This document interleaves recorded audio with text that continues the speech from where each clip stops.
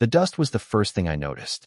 It wasn't the gritty, exhaust-choked dust of the city I'd just fled, but something ancient and alive. It smelled of dry earth, sun-baked grass, and a faint, almost sweet aroma of distant livestock. It coated my worn leather boots, my cheap canvas duffel bag, and the inside of my throat. For 3 months, this was to be my world, a sprawling, indifferent cattle ranch in the middle of Wyoming, a place as far from my previous life as I could get without leaving the continent. My previous life had ended not with a bang, but with the quiet, devastating click of a door closing on a life I thought was mine, leaving me with a shattered apartment lease and an even more shattered sense of self. So I ran. I answered an ad online that was so sparse it felt like a trap. Ranch hand needed. Cooking, cleaning, room and board provided. Hard work. I'd never cooked for more than one person, and my definition of cleaning involved shoving clutter into a closet. But desperation was a powerful motivator. I called the number, spoke to a gruff man named Miller who owned the place, and was hired after he determined I had a pulse and wasn't a convicted felon. He didn't ask for references. I didn't offer any. The bus had dropped me at a crossroads with a single, sun-bleached sign. Miller had said his foreman would pick me up. So I waited, perched on my bag like a displaced gargoyle, watching heat shimmer off the asphalt. An hour bled into 2. The loneliness out here was a physical presence, a weight in the vast, empty sky. I was a ghost haunting my own life, and I'd chosen a place already populated with them. I was beginning to think I'd been had, that this was some elaborate rural prank, when a battered blue truck crested the horizon, trailing a plume of that same primordial dust. It rattled to a stop beside me, the engine idling with a rough, percussive rhythm. The driver's side window was already down. The man behind the wheel didn't speak at first. He just looked at me, a long, unhurried assessment that traveled from my flimsy city sneakers up to my probably panicked face. His eyes were the color of faded denim, set in a face tanned and lined by years under the sun. A dark cowboy hat was pulled low, casting his features in shadow, but I could see a square jaw and a mouth set in a neutral, unreadable line. Leo. His voice was low, a gravelly rumble that seemed to come from deep in his chest. It wasn't a question so much as a confirmation. I nodded, my throat too dry to form words. He gestured with his chin toward the truck bed. "Throw your gear in the back." I did as I was told, the duffel bag landing with a soft thud. I climbed into the passenger seat, the vinyl hot and cracked against the back of my legs. The cab smelled of leather, dust, and something else, something clean and masculine, like soap and faint, lingering cologne. He put the truck in gear, the movement economical and sure.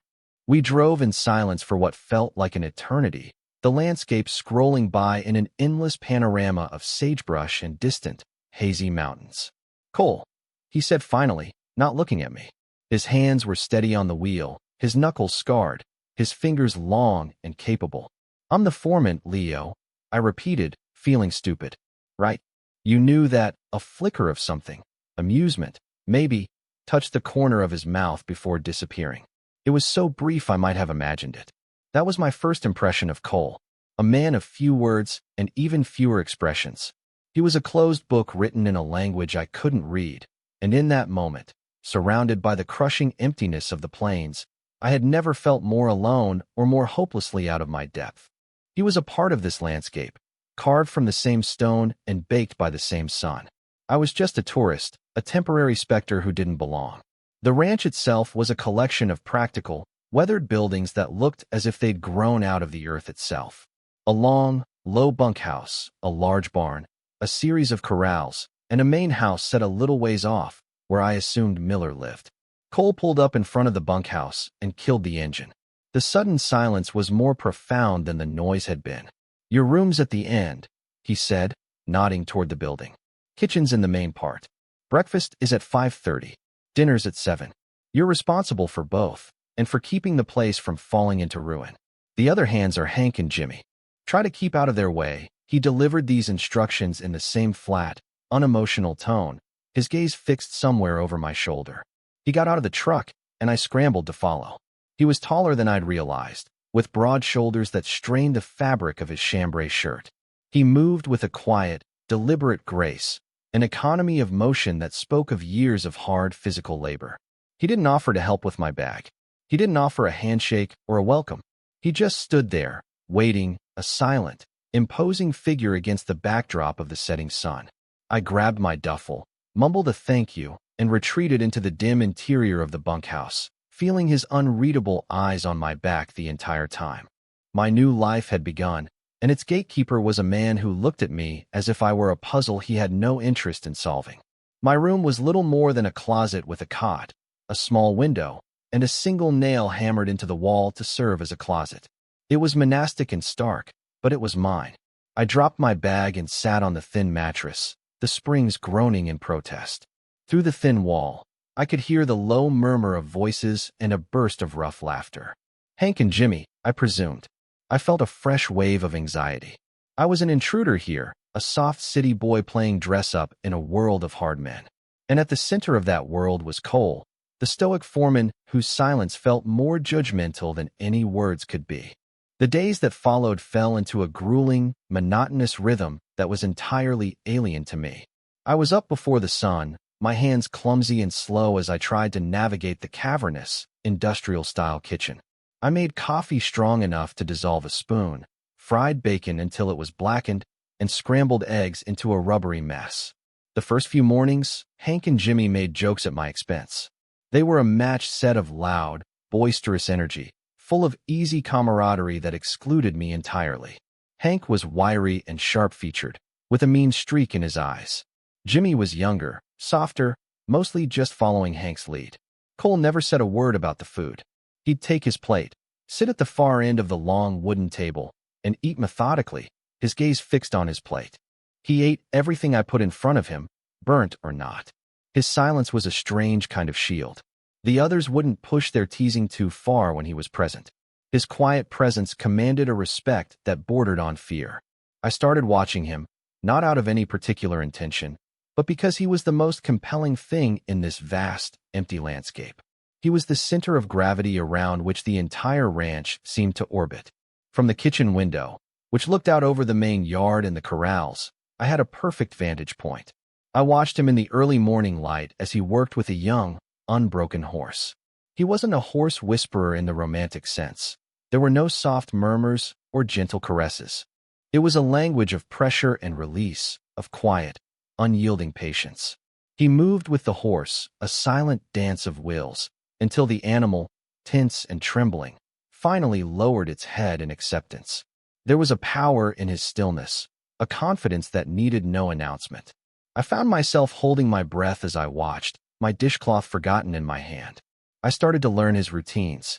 The way he'd stand on the top rail of a fence after the morning's work, drinking a cup of my terrible coffee, his gaze sweeping over the land as if taking its inventory. The slight tilt of his head when he was listening intently to something Miller said. The way he'd roll the tension out of his shoulders when he thought no one was looking. These were tiny cracks in the stoic facade, glimpses of the man beneath the foreman. My internal analysis of him became a full-time occupation. A glance in my direction across the dinner table became a subject of intense scrutiny. Was it a simple acknowledgement, or was there something more in his eyes? Annoyance? Curiosity? Indifference? When he spoke, which was rare, his voice was always that same low, even rumble, but I started to parse the subtle variations in its timbre. The clipped, authoritative tone he used with the other hands was different from the slightly softer, almost hesitant tone he used when he had to ask me for something. Need more coffee, Leo. It was a simple statement, but I would replay it in my head for an hour, dissecting it for hidden meaning. I knew it was foolish. I was projecting, painting my own loneliness and yearning onto a blank canvas of a man. He was my boss, nothing more. A straight, rugged cowboy in a world where I was an obvious, uncomfortable anomaly. My ex, Mark, had loved to call me a romantic, but he'd always said it with a sneer, as if it were a character flaw, a naivete that needed to be cured.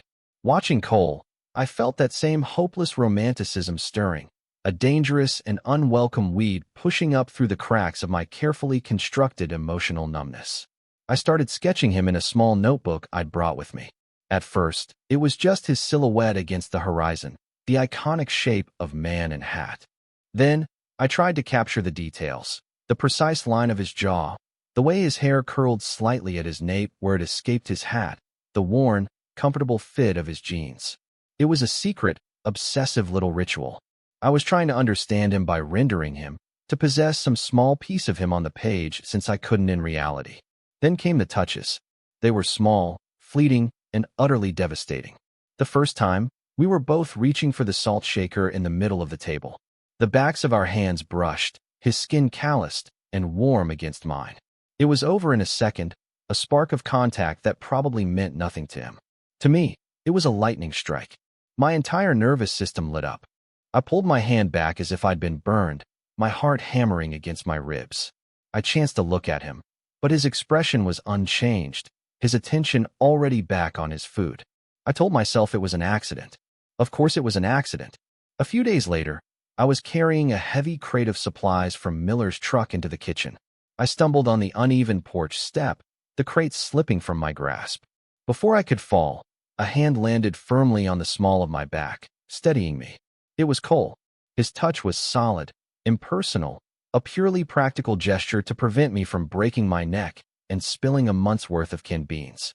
But his hand lingered for a fraction of a second longer than necessary. I felt the warmth of his palm through the thin fabric of my t-shirt, a focused point of heat that seemed to radiate through my entire body. "Careful," he murmured, his voice close to my ear. I straightened up, my face burning. "Thanks." He was already walking away, his long strides eating up the ground. I stood there for a long moment, the ghost of his touch still imprinted on my skin. My mind raced, turning the simple event over and over. He was just being helpful. That's what people did. But the deliberate, solid pressure of his hand felt like more than that. It felt possessive, protective. I am losing my mind. The thought was sharp and clear. This isolation, this celibacy, this constant proximity to a man who was the physical embodiment of a certain kind of masculine ideal, it was short-circuiting my brain. I was a cliché, the lonely gay man falling for the stoic, unattainable straight guy. It was pathetic. I resolved to stop. Stop watching him, stop thinking about him, stop sketching his profile in my secret notebook. My resolve lasted approximately half a day. That evening, we were all sitting on the porch after dinner. The sun was setting, painting the sky in lurid shades of orange and purple. Hank was telling a crude story, and Jimmy was laughing dutifully. I was trying to make myself as small as possible, wishing I could disappear into the woodwork. Cole was sitting a few feet away from me on the top step, leaning back on his elbows, his hat tipped forward. He was silent, as usual. Our knees were inches apart. I was acutely aware of the space between us, a humming, charged void. I focused on my breathing, on the creak of the porch swing, on anything but the man beside me. Then, he shifted his weight, and his knee brushed against mine. Just a light, incidental contact. But he didn't move it away. He let it rest there, a point of casual, sustained connection. My breath hitched. I risked a glance at him from under my lashes. He was still staring out at the horizon, his expression placid. He couldn't possibly be unaware of it. The contact was too definite. My leg tingled where we touched. A slow heat spread through my veins. Is this a signal? Or am I manufacturing a fantasy out of thin air? The ambiguity was torture. He was either completely oblivious, or he was playing a game so subtle I couldn't begin to understand the rules. For the rest of the evening, we sat like that, connected by that single, small point of contact, a silent conversation taking place in a language I was only just beginning to learn. When he finally stood up to leave, the sudden cold air on my knee felt like a loss. The weather turned a week later. The sky, which had been a relentless, empty blue for as long as I'd been there, turned a bruised, sullen gray. The wind picked up, carrying the scent of rain and a chill that belied the season. Miller was in a panic. A section of fence on the north pasture was down, and a storm was rolling in fast. If the cattle got spooked and drifted, they could end up on the highway a few miles away. It was a disaster in the making. "All hands," Miller had barked, his face grim. "Cole, you take the kid. We need everybody we can get the kid." That was me. I felt a familiar knot of dread in my stomach. I'd be more of a hindrance than a help. I didn't know the first thing about mending a fence. But there was no arguing. 10 minutes later, I was in the passenger seat of Cole's truck, bouncing along a rutted track as the first drops of rain began to speckle the windshield. The atmosphere in the cab was thick with a tense, focused energy. Cole's hands were tight on the wheel, his jaw set. "Just do exactly what I tell you," he said, his voice clipped. "Don't touch anything unless I say so. And try not to get yourself killed." It wasn't exactly a vote of confidence. By the time we reached the downed fence line, the drizzle had turned into a driving, horizontal rain. It was cold, relentless, and blinding. The wind howled, a mournful sound that seemed to scrape at the nerves. The fence was a tangled mess of broken posts and slack wire. A handful of cattle were already nosing at the gap, their dark shapes ghostly in the gloom. The work was brutal. The mud was a thick, greedy slurry that sucked at my boots with every step. The rain plastered my hair to my skull and soaked through my jacket in minutes. I was shivering, clumsy, my city-soft hands fumbling with the heavy tools. Cole, however, seemed impervious to the elements. He moved with a furious, efficient energy, his movements precise and powerful despite the slick conditions. He didn't yell at me, which I was grateful for. His instructions were clear and concise. "Hold this post steady, pull that wire. Harder, watch your hands." He worked beside me, our shoulders occasionally bumping in the tight space. At one point, my hand slipped on a pair of wire cutters, the metal slick with rain. I yelped as it sliced my palm. It wasn't a deep cut, but it bled freely, the red a stark contrast against my pale, muddy skin. Cole stopped what he was doing immediately. He took my hand in his grip firm and surprisingly gentle. He examined the cut with a focused intensity, his brow furrowed. The world seemed to narrow to that single point of contact. His rough, warm fingers wrapped around mine, the sting of the rain, the low rumble of thunder in the distance. He was so close I could feel the heat coming off his body, could smell the rain and wet earth on his clothes. "It's not deep," he said, his voice a low murmur against the wind. He pulled a clean handkerchief from his back pocket and, without a word, wrapped it tightly around my hand, fashioning a makeshift bandage. His touch was clinical, yet profoundly intimate. He held my gaze for a moment, his blue eyes searching mine. I felt a jolt, a current of understanding that had nothing to do with words. It was a moment of pure, unadulterated connection in the middle of a storm. "Thanks," I whispered, my voice hoarse. He just gave a curt nod and went back to work, the moment broken. But something had shifted. We were no longer just a foreman and his useless hired hand. We were two men working together against the storm, a small, temporary team. I threw myself back into the work with a renewed determination, ignoring the throb in my hand and the chattering of my teeth. We worked in a synchronized rhythm, a silent, muddy ballet of stretching wire and hammering staples, until finally, hours later, the fence was secure. We trudged back to the truck, utterly spent and soaked to the bone. The cab was an oasis of warmth and quiet. The rain drummed a soft tattoo on the roof as Cole drove us back to the bunkhouse. We didn't speak. There was nothing to say. We had shared something out there in the rain, an experience that transcended language. Back in the bunkhouse, the others had already returned, their wet gears steaming by the pot-bellied stove. I peeled off my soaked clothes, my body aching with a satisfying exhaustion. After a hot shower that felt like a baptism, I wrapped myself in a blanket and sat by the fire, nursing a mug of hot coffee. One by one, the others drifted off to bed, leaving just me and Cole in the warm, flickering light. He was sitting in an old armchair across from me, staring into the flames, his damp hair curling at the edges. The hard lines of his face seemed softer in the firelight. The silence stretched, but it wasn't uncomfortable. It was a shared, companionable quiet. "You did good work today," he said, his voice soft. The unexpected praise warmed me more than the fire. "You were a patient teacher," I replied, my own voice hushed. He was quiet for a long moment. Then he turned his head and looked at me, really looked at me, for what felt like the first time. His gaze was direct, stripped of its usual guardedness. "What are you running from, Leo?" The question was so direct, so out of character, it took my breath away. It wasn't an accusation. It was a genuine inquiry. In the warm, safe cocoon of the firelight, with the storm raging outside, I found myself wanting to tell him. Not everything.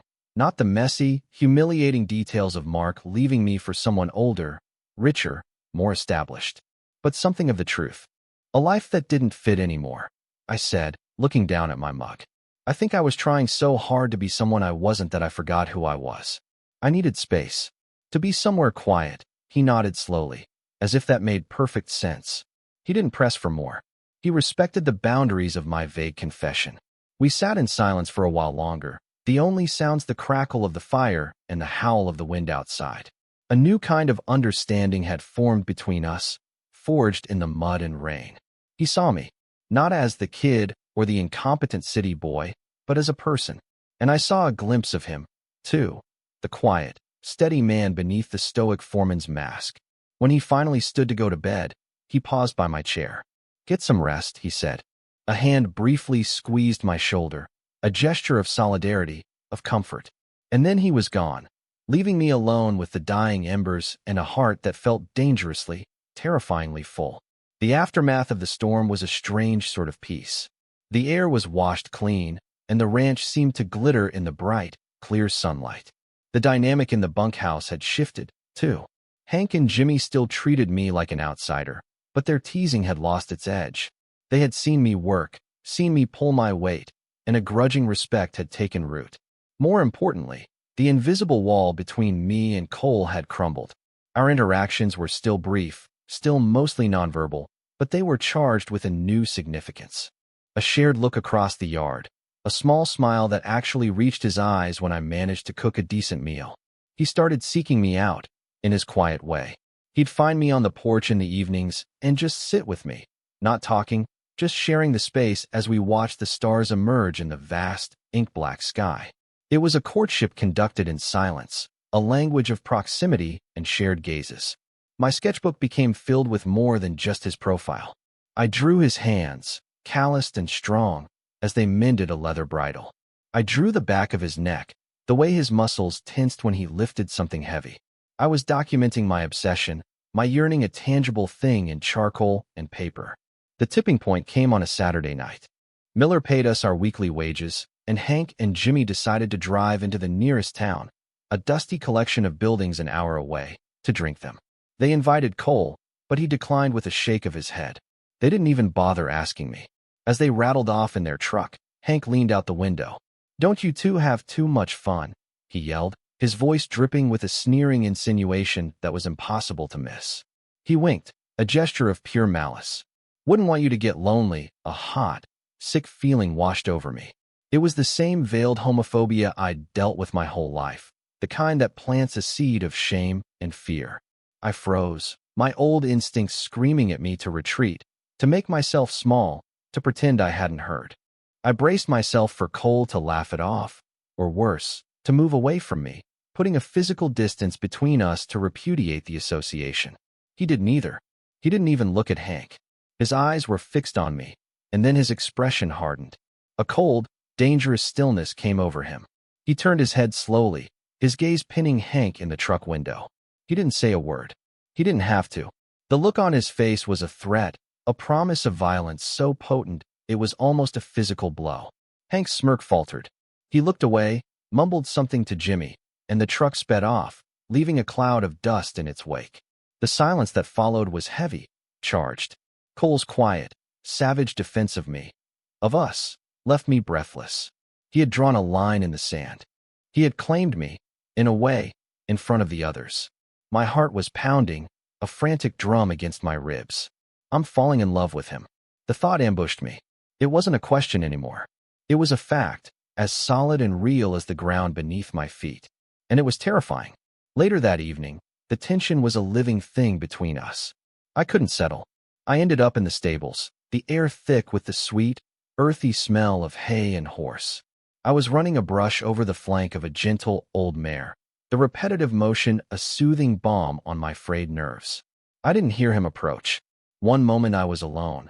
The next he was just there, leaning against the stall door. "You okay?" he asked, his voice low. I kept my eyes on the horse. "I'm fine." Used to it, the words tasted like ash.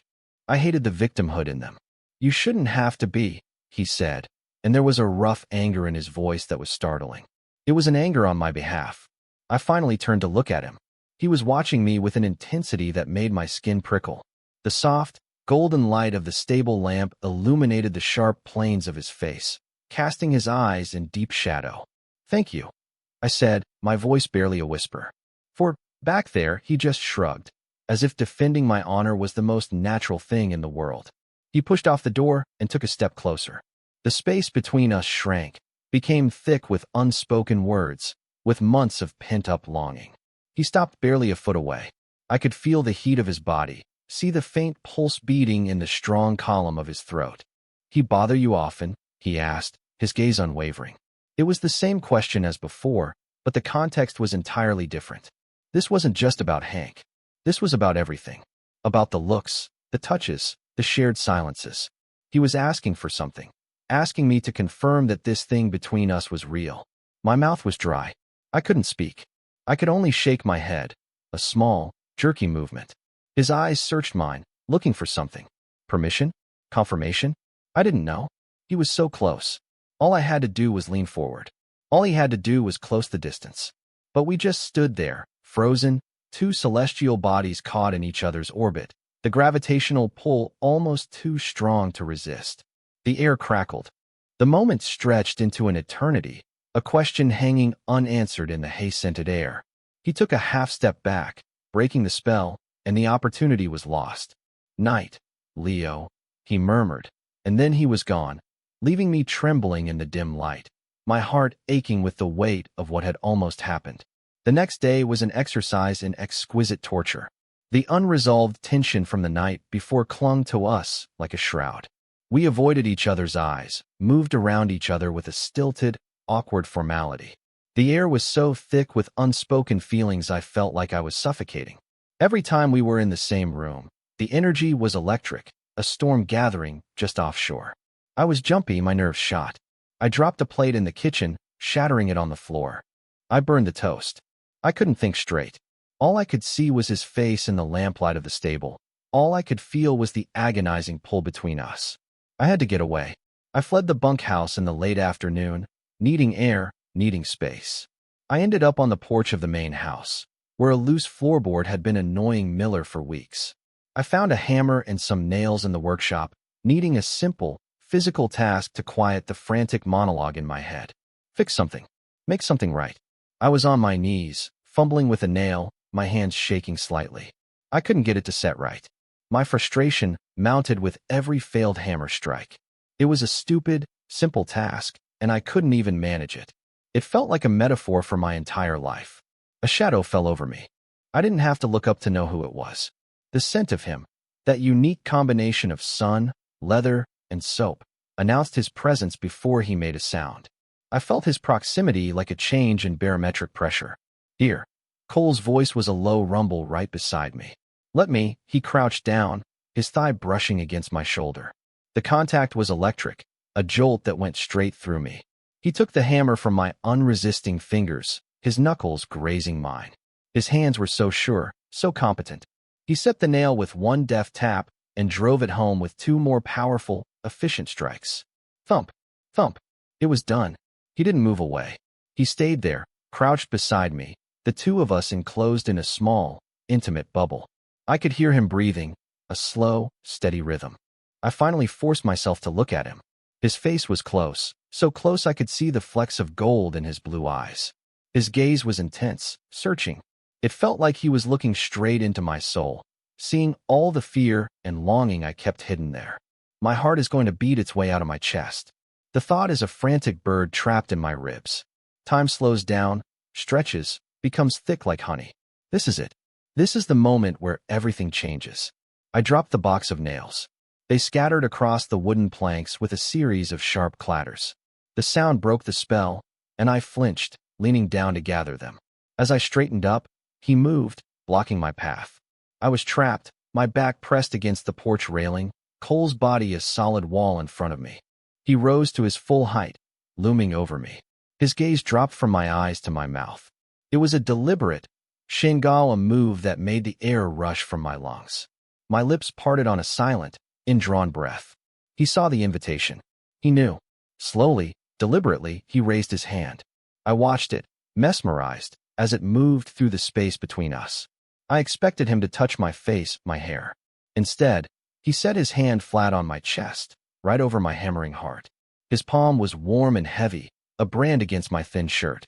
He could feel it, the wild, panicked thrumming. He could feel the evidence of his effect on me. A muscle feathered in his jaw. He held my gaze, his eyes dark with an emotion I couldn't name. It was hunger. It was possession. It was a question and an answer all at once. Then, he leaned in, his weight pressing me back against the rail. The wood dug into my spine. He pinned me there, not with force, but with sheer presence. And then he took my mouth. It wasn't a gentle kiss. It wasn't tentative or exploratory. It was a dam breaking, a release of months of pent-up tension and unspoken want. It was possessive, demanding, a statement of ownership. His lips were firm, chapped from the sun and wind, and they moved against mine with a fierce, desperate hunger. One of his hands was still splayed on my chest. The other came up to cup the back of my neck, his fingers tangling in my hair, holding me steady, holding me for him. I made a sound in the back of my throat, a half-moan, half-gasp of surprise and surrender. My hands came up to grip his forearms, holding on as the world tilted on its axis. I kissed him back with all the desperate, lonely yearning I had kept locked away. It was a conversation we couldn't have with words, a confession of everything I'd been feeling since the day I'd arrived. It wasn't rushed, despite its intensity. It was a deep, thorough claiming. He tasted of coffee and dust, and something that was uniquely, intoxicatingly him. When he finally broke the kiss, we were both breathless, panting in the still afternoon air. He didn't move back. He rested his forehead against mine, his eyes closed. His hand on my chest was a steady, grounding weight. My heart was still going wild beneath it. Our breaths mingled. I could feel the slight tremor in his hands. He was as affected as I was. This wasn't just a physical act for him. It was something more. Leo, he breathed, my name a rough, raw sound against my lips. He laced his fingers with mine, our hands falling to rest on the railing between us. The simple gesture was more intimate than the kiss itself. It was a connection, a promise, a beginning. In the vast, quiet expanse of the Wyoming plains, under the indifferent blue sky, everything had just changed. I was no longer a ghost. I was here, and I was his. The rest of the afternoon passed in a daze. We didn't speak about what had happened. There were no words for it. We simply moved back into the rhythm of the ranch, the kiss an unspoken secret humming in the air between us. At dinner, I couldn't look at him, but I could feel his eyes on me. Every time my skin accidentally brushed his, a jolt went through me. The world felt sharper, more vibrant, as if a layer of gauze had been lifted from my eyes. That night, sleep was impossible. I lay on my cot, staring at the ceiling, replaying the kiss over and over in my mind. The pressure of his mouth, the weight of his hand on my chest, the rough texture of his fingers laced with mine. It was the most real thing I had ever experienced. But as the hours ticked by, a cold tendril of fear began to creep in. What if it was a mistake? A momentary lapse in judgment? A release of pressure that meant nothing to him beyond the physical? He was a man of this world, a world of harsh realities and unspoken rules. I was a temporary fixture, a summer fling at best. The silence that had followed the kiss, once a comfortable space, now felt ominous. He hadn't said anything. He hadn't said, "I feel something for you." He hadn't said, "This is real." He had only said my name. The morning was excruciating. The bunkhouse was filled with a thick, unbearable awkwardness. At breakfast, Cole and I were like two magnets repelling each other. We sat at opposite ends of the table. We avoided eye contact. We passed the coffee pot without our fingers touching. The silence was a chasm between us, and with every passing minute, my anxiety grew into a monstrous, suffocating certainty. He regretted it. Of course he regretted it. I had been a fool to think it could be anything more. I had mistaken a moment of lust for a declaration of love. The shame was a hot, bitter flood in my throat. Hank and Jimmy were back, loud and hungover, and their presence only amplified my misery. I felt their curious eyes on us, sensing the strange new tension. I couldn't take it. I cleared my plate, my movements jerky and clumsy, and retreated to the sanctuary of my tiny room. The four walls felt like they were closing in on me. I had to leave. I couldn't stay here, not now. I couldn't face him every day, knowing I had been a mistake, a momentary diversion. The fragile hope that had bloomed in my chest had withered and died, leaving only a familiar, aching emptiness. I pulled my duffel bag from under the cot, and started throwing my meager belongings into it. T-shirts, my sketchbook, a handful of books. My hands were shaking. I wasn't just packing a bag. I was packing up the fantasy I had so foolishly allowed myself to build. I would tell Miller I had a family emergency. I would be gone by noon. I would go back to the city, back to the life that didn't fit, because at least there, the loneliness was a known quantity. It wasn't sharpened by the fresh wound of rejection. A quiet knock on my door made me jump. My heart leaped into my throat. I knew who it was. I froze, my hand hovering over a half-folded pair of jeans. Leo. Cole's voice was low, muffled by the thin wood of the door. I couldn't answer. I didn't know what to say. The door creaked open. He stood in the doorway, filling the frame. He took in the scene in a single, sweeping glance. Me, frozen like a startled animal, the open, half-packed bag on the cot. His expression was unreadable, but I saw something flicker in his eyes. Hurt. Disappointment. He stepped inside, his presence making the tiny room feel even smaller. He closed the door behind him with a soft click, shutting out the rest of the world. The sound was so final. "Don't," he said. It was a single word, spoken so quietly I almost didn't hear it. But it landed with the force of a physical blow. It was a plea, a command. It held everything he wasn't saying. I finally looked at him, my own eyes probably shimmering with unshed tears. "I can't stay here," I whispered, the words tasting of defeat. "Why not?" He took a step closer. "Because," I trailed off, unable to articulate the storm of fear and shame inside me. "Because you regret it. Because I was just a convenience. Because I can't bear to see the pity in your eyes." He seemed to understand what I couldn't say. He closed the remaining distance between us, stopping right in front of me. He reached out, not to touch me, but to gently push the duffel bag aside, clearing the space on the cot. "I don't regret it," he said, his voice a low, steady rumble that vibrated through the floorboards. His eyes were locked on mine, their blue depths clear and honest. "Yesterday. I don't regret it." The simple, direct statement dismantled all my carefully constructed defenses. A wave of relief, so profound it made me dizzy, washed over me. "Do you?" he asked, his gaze searching mine, vulnerable for the first time. I shook my head, unable to speak past the lump in my throat. I shook my head again, more forcefully this time. No, I didn't regret it. It was the only thing in my life that had ever felt completely, unequivocally right. A slow, beautiful smile transformed his face. It wasn't the small, fleeting quirk of the lips I was used to.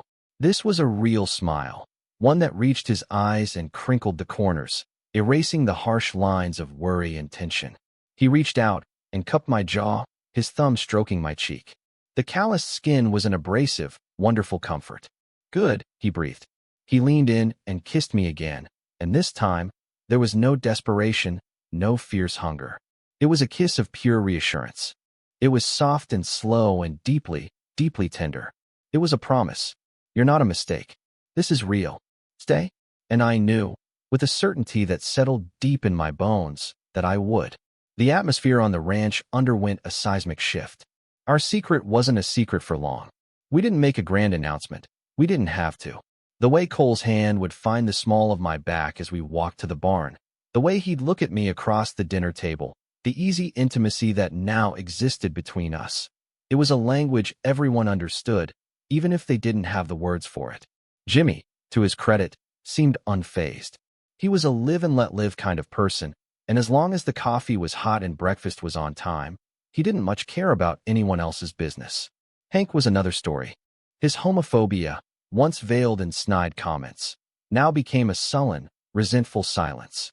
He watched us with narrowed, angry eyes, his disapproval a palpable cloud of poison. The test came a few days later. We were in the barn, getting ready for the morning's work. I was struggling to lift a heavy saddle onto a high rack. It was awkward and heavy, and I was on the verge of dropping it. "Need a hand there, princess?" Hank's voice cut through the quiet morning air, dripping with contempt. I stiffened, my face flushing hot with shame and anger. Before I could even think of a response, Cole was there. He moved so quietly I hadn't noticed him approaching. He didn't look at Hank. He simply came to stand beside me, his presence a solid, unshakable wall. He took one side of the saddle, his hand brushing mine, and together, we lifted it easily onto the rack. Then, and only then, did he turn to Hank. He still didn't speak. He just looked at him. But this time, I was standing beside him, not behind him. His hand came to rest on my shoulder, a simple, proprietary gesture. A claim. It said, "He's with me. You have a problem with him. You have a problem with me." Hank's face went mottled and red. He held Cole's cold, steady gaze for a long moment before breaking it, looking down at his boots. He mumbled something unintelligible and stalked out of the barn. He put in for a transfer to another of Miller's properties a week later. We had passed the test. Or rather, Cole had passed it for us. He had made it clear that we were a unit, and he would not tolerate any disrespect toward me. Standing there in the dusty, sun-drenched barn, his hand warm on my shoulder, I felt a sense of safety, of being cherished, that I had never known before. The summer began to wane. The fierce heat of the days softened, and the nights grew cooler, hinting at the coming autumn. My 3 months were almost up. The end of my tenure loomed, an unspoken deadline that hung over us. I was supposed to go back. Back to the city. Back to what? A life that felt like it belonged to someone else. The thought of leaving, of putting thousands of miles between me and Cole, was a physical ache in my chest. We never talked about it. We lived in a blissful, suspended present. We spent our evenings on the porch, my head resting on his shoulder, his arm wrapped around me. He showed me the constellations, his voice a low rumble in my ear as he pointed out Orion and the Big Dipper. He taught me how to properly mend a fence, his hands guiding mine, his body pressed against my back. They were quiet, simple moments of domesticity that felt more profound than any grand, romantic gesture. One evening, he told me to get in the truck. He didn't say where we were going. We drove for nearly an hour, climbing a winding dirt road up into the hills that overlooked the ranch. He parked at a scenic overlook, and we got out. The view was breathtaking. The entire valley was spread out below us, a patchwork of gold and green, the ranch buildings tiny and remote. The setting sun had set the sky on fire. We stood in silence for a long time, just taking it in. The wind whipped my hair around my face. My grandfather built the original cabin down there, Cole said, his voice quiet, reflective. Just him and an axe. My father was born in it. I was born in the main house, but this land is in my blood. It's the only place I've ever wanted to be. He turned to me, his face serious in the fading light. My heart began to beat a little faster. I knew this was it. This was the conversation I had been dreading and longing for in equal measure. "I know your time here is almost up," he said, his gaze steady. "I'm not going to ask you to stay." My heart plummeted. I felt the air rush out of my lungs. "Because that's not my decision to make," he continued, his thumb coming up to brush a strand of hair from my forehead. "It's yours. But I want you to know something. When I think about the future, when I think about spending the rest of my winters here, watching the snow fall, I see you. You're here with me." Tears pricked my eyes. I couldn't speak. "This place could be home, Leo," he said, his voice thick with emotion. "If you wanted it to be. We could make it our home." He wasn't offering me a summer fling. He wasn't asking me to put my life on hold for him. He was offering me a future, a life, a home. He was offering me everything I had never even known I wanted. "Yes," I whispered, the word a rush of air, a prayer.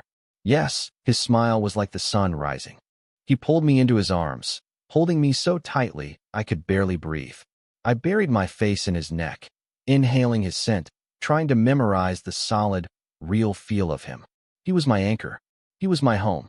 A week later, I watched the bus that was supposed to take me back to my old life pull away from the crossroads, leaving me standing in a cloud of familiar dust. But this time, I wasn't alone. Cole's truck was parked beside me, the engine humming. He got out, came over to me, and wrapped his arms around my waist, pulling me against his chest. "You sure about this, city boy?" he murmured into my hair, a teasing warmth in his voice. I leaned back and looked up at him, at this steady, quiet, wonderful man who had seen me and chosen me. I smiled, a real, genuine smile that came from the very depths of my soul. Never been more sure of anything in my life. The story doesn't end with a grand finale. There were no fireworks, no dramatic declarations shouted from the rooftops. Our new beginning was quiet, unassuming, and all the more beautiful for it. That evening, Cole moved my things from the bunkhouse into his small, private cabin, a cozy, masculine space that smelled of wood smoke in him.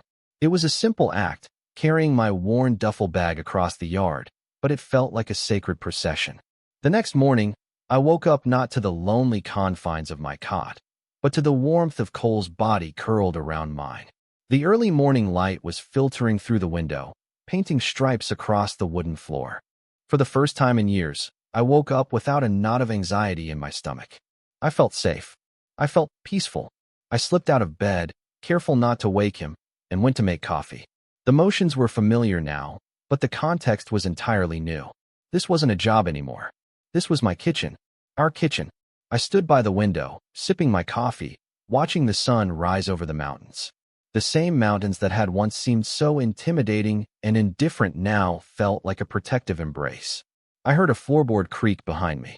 Cole was standing there, his hair mussed from sleep, wearing nothing but a pair of worn jeans. He came up behind me and wrapped his arms around my waist, resting his chin on my shoulder.